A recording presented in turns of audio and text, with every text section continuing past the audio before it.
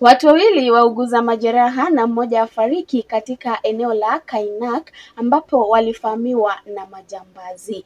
Mwanamke mmoja katika eneo la Kainuk karibu na mpaka wa kaunti ya Turkana na Pokot Magharibi auawa kwa kupigwa risasi na majambazi waliojihami wanaoaminika kutoka Pokot Magharibi.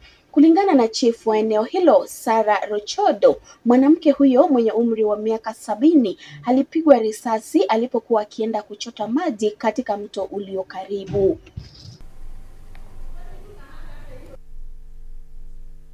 Nilikuwa natoka Kitale na kuja Lodo. Fika Kainuk nilikuwa na approach Kakong. Na watu wakatokelezea kando kama watu 4 hivi. Alafu wengine tena walikuwa wanafuata nyuma 4. Na marisasi ikaanza.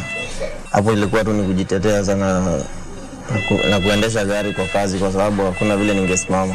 And today we have 2 cases of a banditry attack along the highway where bandits actually attacked a truck. One of the injured persons is a county staff who is critically injured.